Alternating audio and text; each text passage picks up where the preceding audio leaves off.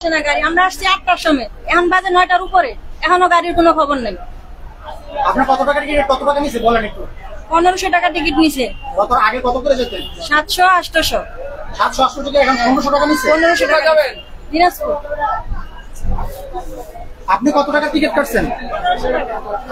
কোথায় যাবেন? আমি ঠাকুরগাঁও যাবো। ঠাকুরগাঁও যাবেন? কত আগে কত করে যেতেন? 650 টাকা এই কাউন্টার থেকে যাইতাম। 650 টাকা টিকিট, এখন কত টাকা নিছে? 1500 টাকা। বলে টিকিট এর ছাড়া হবে না, 1 টাকা কম নেয় না। টিকিট কখন কাটছেন? এই যে কিছুক্ষণ আগে কাটছি, 9টার পরে। টিকিটটা 1 টাকা কম নেয় না। এই যে 1500 টাকা টিকিট। আমি যে বাসা থেকে ফিরে আসবো, বাড়িতে আমার টাকাই নেই। গার্মেন্টস চাকরি করে সুপ্রিয় দর্শক, এখানে কিন্তু ঠিক 800 টাকার টিকিট কিন্তু 1500 টাকা নিচ্ছে। আমরা যাত্রীর সাথে কথা বলে যেমনটা দেখতে পেরেছি এবং তাদের টিকিটও আমরা চেক করে দেখেছি। এখানে কিন্তু অসংখ্য যাত্রী ভোগান্তির মধ্যে কিন্তু বসে আছে এবং এখানে কিন্তু যে টিকিটের যে টাকা সেটা কিন্তু দ্বিগুণ করে নেওয়া হচ্ছে। আমরা আজকে সরাসরি আপনাদেরকে টিকিট কাউন্টার থেকে কিন্তু দেখানোর চেষ্টা করতেছি এবং আমরা যাত্রীর সাথেও কিন্তু কথা বলেছি। এই কাউন্টারের লোক কোথায়? আমরা ঠিক যাত্রীর সাথে কথা বলে যেমনটা জানতে পেরেছি যে তাদের 1500 টাকা টিকিট কিন্তু তারা 800 টাকা টিকিট কিন্তু তারা 1500 টাকা নিচ্ছে এবং যাত্রী কিন্তু হয়রানি করতেছে রীতিমতো। এখানে অসংখ্য যাত্রী বসে আছে। ভাই কোথায় যাবেন? যেমনটি শুনছিলেন আসলে টিকিট কাটছেন? আগে কত দিয়ে যেতেন? 600 টাকা টিকিট কত নিছে? 1000 টাকা। কোথায় যাবেন আপনি? খুলনা। খুলনা। আগে নিতে কত করে? 600। আর এখন 1000 টাকা নিচ্ছে। 1000 টাকা নিছে। এটা কোন জায়গা? এটা আপনার পাইকাসা। হ্যাঁ, পাইকাসা যাবে বন্ধু। আচ্ছা আচ্ছা আচ্ছা। এর আগে 600 টাকা নিত, 600 টাকা। আর এখন নিচ্ছে 1000 টাকা। আমরা আইন শৃঙ্খলা বাহিনীর পদক্ষেপ চাচ্ছি। এখানে কিন্তু ঠিক ঈগল পরিবহনের পাশেই কিন্তু গ্রিন বাংলা ট্রাভেলস, যেখানে কিন্তু ঠিক আপনারা যেমনটা দেখতেছেন যে 600 টাকার টিকিট কিন্তু 1000 টাকা এবং 800 টাকার টিকিট কিন্তু তারা 1500 টাকা করে নিচ্ছে। আমরা আপনাদেরকে সরাসরি সেই গ্রাহকদের সাথে কিন্তু কথা বলে সরাসরি জানতে পেরেছি। তারা কিন্তু বলতেছে তাদের যে ভোগান্তির ব্যাপারে। এখানে কিন্তু আইন শৃঙ্খলা বাহিনীর অতি জরুরি পদক্ষেপ নেওয়া প্রয়োজন। এখানে যাত্রীরা কিন্তু ভোগান্তির মধ্যে কিন্তু পড়ে আছে এবং তারা কিন্তু অসংখ্য সময় ধরে কিন্তু টিকিট কেটে ঠিক এখানে বসে আছে এবং সেই কাউন্টার থেকে কিন্তু কোনো গাড়ির কোনো রেসপন্স করা হচ্ছে না, যার কারণে যাত্রীরা কিন্তু ভোগান্তির মধ্যে পড়েছে। এবং একজন যাত্রী বলতেছিল সে গার্মেন্টসের বেতন পেয়ে কিন্তু তারপরে বাড়িতে যাচ্ছে, কিন্তু তার কাছ থেকে কিন্তু 800 টাকার টিকিট 1600 টাকা নিয়েছে তেমনটা। আমরা একটা ভাইয়ের সাথে কথা বলতেছিলাম, তার কাছ থেকে কিন্তু 600 টাকার টিকিট কিন্তু নেওয়া হয়েছে 1000 টাকা এবং সে কিন্তু গাড়ির জন্য অপেক্ষা করে কিন্তু বসে আছে এবং হয়রানির শিকার হচ্ছে। এখানে কিন্তু আমরা যেমনটা জানি যে দেশের আইন শৃঙ্খলা প্রশাসনিক বাহিনী কিন্তু বিভিন্ন জায়গায় অভিযান দিচ্ছে এবং সেই অভিযানের ক্ষেত্রে যেই জায়গায় অভিযান দেওয়া হচ্ছে সেই যে জায়গায় কিন্তু কিছুটা স্বস্তি ফিল হচ্ছে, কিন্তু ঠিক আইন শৃঙ্খলা বাহিনী যাওয়ার পরপরই কিন্তু এই যাত্রীদের সাথে কিন্তু ভোগান্তি সৃষ্টি করা হয়। ভাই কোথায় যাবেন? হ্যাঁ, আপনার টিকিট কাটছেন? হ্যাঁ, কত করে কাটছেন? 1000 করে। আগে কত করে যেতেন? আগে 600 650। আগে কত করে যেতেন? 600 650। আর এখন? এখন 1000। কোথায় যাবেন আপনি? চাপাই কানসার। সরি, কানসার। এই জায়গাটার কি নাম? আব্দুল্লাহপুর। আব্দুল্লাহপুর থেকে আপনি টিকিট কাটছেন? কানসার যাব। 600 টাকা টিকিট 1000 টাকা নিচ্ছে। এখানে কি এ পর্যন্ত আইন শৃঙ্খলা বাহিনী আসছে দেখার জন্য? এই মাত্র আইলাম, দেখেনি আমরা। আপনি কোন আইন শৃঙ্খলা বাহিনীর পর্যবেক্ষণ দেখেন না এখানে? আসার সময় কেমন ছিল টিকিট? এরকমই ছিল দেখছি। আইন শৃঙ্খলা বাহিনী কোনো পদক্ষেপ নিয়েছে? এখন বর্তমান যেটা টিকিটে কোনো অ্যামাউন্ট উল্লেখ নাই। না না, বিআরটিসি থেকে তো একটা টিকিটের সিস্টেমটা নাই। কোন আইন শৃঙ্খলা বাহিনী কখন আসছিল এখানে? আসছিল 7টা 8টা 7:30 8টা। এই যে আপনি কোনখানে কোথাকার এখানে রে? আমি এনকার ফুডের। এই যে যাত্রীদের সাথে হয়রানি এটার ব্যাপারে আপনার কি বলবেন? আসলে এটা কি উচিত? না, উচিত না। আমি নিজে টিকিট কাটছি, বেশি, অনেক বেশি, অনেক দেশের জনগণকে অনেক বেশি। এই বেশি হওয়ার কারণ কি? কারণ যতক্ষণ আইন শৃঙ্খলা বাহিনী থাকে ততক্ষণ সিট নেই। সিট আছে কিন্তু সিট নেই। হ্যাঁ, চলে গেছে, এখন সিট আছে। তাহলে কি আমরা সেই সিন্ডিকেটের মধ্যে পড়ে যাচ্ছি? অবশ্যই সিন্ডিকেট। দেশে যতদিন এই সিন্ডিকেট বন্ধ হবে না, কোনো শান্তি থাকবো না। সিন্ডিকেট বন্ধ হতে হবে। এখানে তো আমরা দেখতেছি প্রশাসনিক লোক যখন আসতেছে তখন কিন্তু সবকিছু টিকিট নাই, যে কাউন্টারে যান টিকিট নাই। এর সমাধান কি?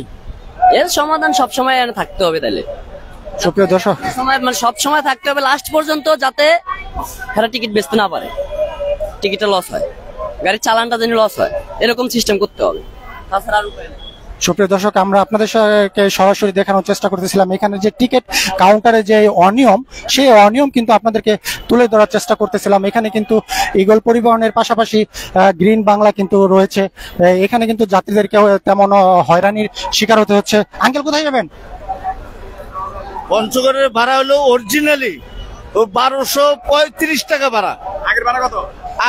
সরকারি চার্টের ভাড়া এটা 1235 টাকা ভাড়া। সারা জীবন আমরা 500 টাকা করে যাতায়াত করি, কিন্তু 500 টাকা অরিজিনালি সরকারি চার্টের ভাড়া না। আমরা সারা জীবনে আমরা মানুষকে ঠকায় যাচ্ছে। এখন কত দিয়ে যাচ্ছেন? এখন 1300। এটা কোনো পঞ্চগড়ের নন এসি নন এসির ভাড়া হলো 1235 টাকা ভাড়া। এটা সরকারি চার্টে আমি নিজে দেখছি, দেখে আমি বলছি। এখন কত দিয়ে টিকিট কাটছেন? এখন 1300, 65 টাকা বেশি নিচ্ছে। এটা কোনো ব্যাপার না। 65 টাকা বেশি, এটা অযৌক্তিক না, এটা নিতে পারে, কিন্তু গাড়িটি ঠিকভাবে আসতেছে? হ্যাঁ, গাড়ি ঠিক মতো যাচ্ছে। কিন্তু এখানে যে আমরা দেখলাম একটা মেয়ে জাতির সাথে কথা বলছে, 600 টাকা টিকিট। অরিজিনালে সে ভাড়া জানে না, দেখে ও যারা চায় 1200, 600 টাকা ভাড়া না। পঞ্চগড়ের ভাড়া হলো 1235 টাকা, 1235 টাকা সরকারি চার্টের ভাড়া। সেই জায়গায় 1300 টাকা নেন। এটা তো সমস্যা নাই, 1200 1250 টাকার ভাড়া 1300 টাকা না, এটা সমস্যা নেই। কিন্তু আমরা নিতেছি 600 টাকার ভাড়া 1600 টাকা না। 600 টাকা দিয়ে ঈদ বাদে নর্মাল বাজারে মালিকদেরকে আমরা ঠকাই আমরা যাওয়া আসা করি। ঈদ মার্কেটেও যদি ঠকাই, এটা তো আমাদের আসলে কর্তব্যের মধ্যে আছে। আপনি কি যাত্রী? হ্যাঁ, অবশ্যই যাচ্ছি। না, আপনার বক্তব্যের মধ্যে তো আমরা কিছু ভুল পাচ্ছি। আপনার টিকিট কোথায় দেখি? আমি মিথ্যা কথা বলবো না, আপনি বলছেন আপনি টিকিট কাটছেন, আপনার টিকিট দেখে? কাটি নেই, এখনো টিকিট কাটি নেই, কাটবো, ঘুরতেছি। না, আপনার মনে হচ্ছে না আপনার আপনি যদি আমি পঞ্চগড়ে টিকিট কাটার জন্য অলরেডি আসছি। আমি আমার ফ্যামিলি সহকারে ভাইয়ের কথা কি ভাই? ভাই এত তো সুপ্রিয় দর্শক, আগে 600 650 টাকা গেছে। ভাইজান কোনখানের ভাড়া নিতেছে এটা বলুন? ভাই ইয়াতে মুন্সিগঞ্জ, সুনামগঞ্জ 600 টাকা। কত টাকার ভাড়া, কত টাকা নিতেছে? 700 টাকা ভাড়া, 900 টাকা নিতেছে। আপনাদের কাছে তো registration number plus help number আছে।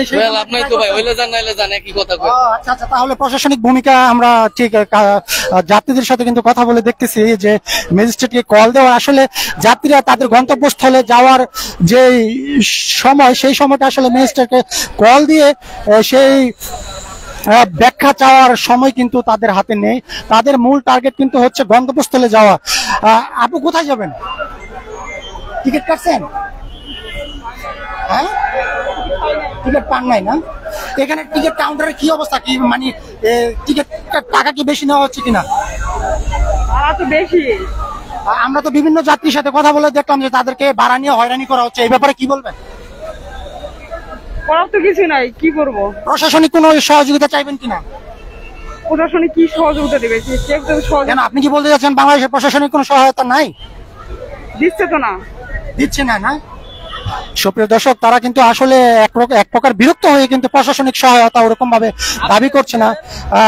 কারণ আপনারা যেমনটা জানেন, এখানে যে বাস কাউন্টার, সেখানে কিন্তু 600 টাকা টিকিট 800 করে নেওয়া হচ্ছে, এবং এখানে যাত্রীদেরকে কিন্তু ভালো রকম ভাবে হয়রানি করা হচ্ছে। আমরা যেমনটা দেখতেছি, এখানে প্রশাসনিক যে ভূমিকা, সেই ভূমিকা নিয়ে কিন্তু প্রশ্নবিদ্ধ করা হচ্ছে।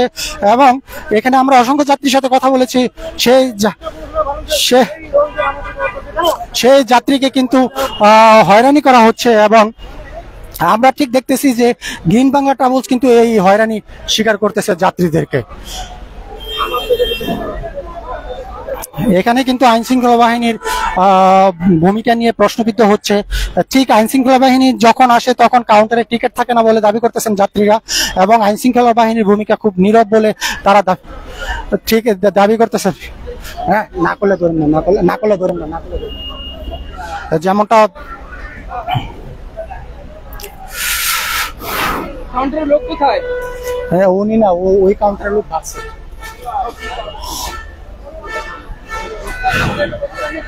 আমরা আরো যাত্রীর সাথে আপনাদের কথা বলে জানানোর চেষ্টা করব এই কাউন্টারের ঠিক কি অবস্থা।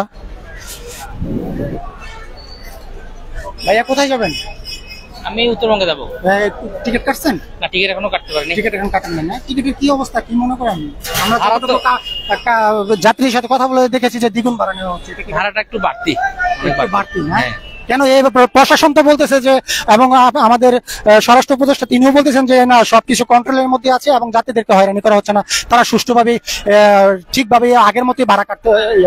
এখান থেকে তো মনে করেন ধর আমি গোবিন্দগঞ্জ যাবো, এখান থেকে 550 টাকা ভাড়া অ্যাভেলেবেল, কিন্তু এখন ওই নর্মাল যেগুলা মানে হানিফ বা শ্যামলী ছাড়া যে গাড়িগুলা, ওগুলাতে 1300 টাকা 1400 টাকা যাচ্ছে আর কি, এরকম অতিরিক্ত ভাড়া এটা। আর যে কাউন্টারে যে গাড়িগুলো আছে, ওই গাড়িগুলা তো ওরা দূরের মানে গাইবান্ধা অঞ্চল বা বগুড়া অঞ্চলের গাড়ি দেখাচ্ছে না, ওরা বলতেছে কুড়িগ্রাম লালমনিরহাটের গাড়িগুলো আছে ওদের কাছে, তো ওই গাড়িগুলোতে 1600 টাকা 1700 টাকা দাম হচ্ছে। অথচ আমার তো গোবিন্দগঞ্জ পর্যন্ত গেলে হচ্ছে আমার তো এত টাকা খরচ করার কোনো মানে। প্রশাসনিক কি ভূমিকা মনে করেন? প্রশাসন এগুলো আরো শক্তভাবে দেখা দরকার ছিল, বিশেষ করে যে লোকাল গাড়িগুলো আছে ওরা তো ডাবলের চেয়ে ভাড়া বেশি নিচ্ছে, ওদের শক্তভাবে এগুলো দমন করা দরকার ছিল।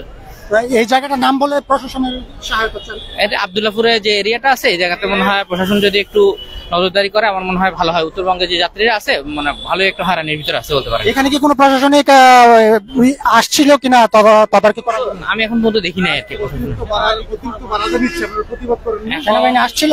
সেনাবাহিনী কখন আসছিল? দুপুরে, সন্ধ্যায়, বিকালে, সকালে। এই যে যাত্রীদের যে হয়রানি, এই ব্যাপারে কি সেনাবাহিনী কোনো অ্যাকশন নিয়েছে বা?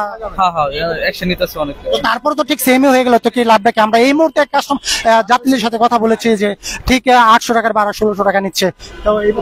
যখন সেনাবাহিনী থাকে তখনকার আগের টাইমে, যখন সেনাবাহিনী চলে যায় তখনকার ওরা ঠিক থাকে। তাহলে মানে বলা চলে যে প্রশাসনিক তেমন কোনো অ্যাকশন না নিয়ে চলে গেছে, হয়তো বা অ্যাকশন নিতেছে না।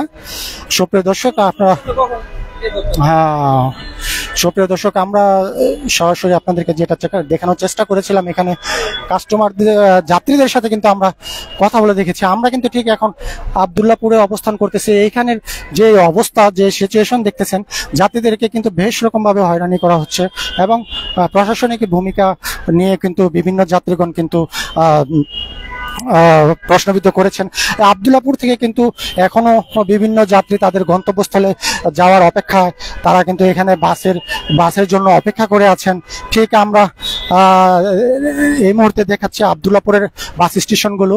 এখানে আমরা যাত্রীদের সাথে কথা বলে যেমনটা জানতে পেরেছি যে এখানে 600 টাকার ভাড়া 1600 টাকা নেওয়া হচ্ছে কিন্তু বলে দাবি করেছেন এখানের যে যাত্রীরা আছে।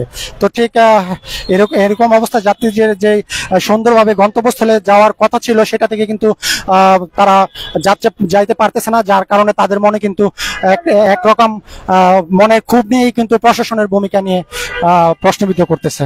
আজকে এই পর্যন্তই, আবারও কোনো নিউজ নিয়ে আপনাদের সামনে চলে আসবো কথা কম চ্যানেল থেকে। আমি রনি, আসসালামু আলাইকুম।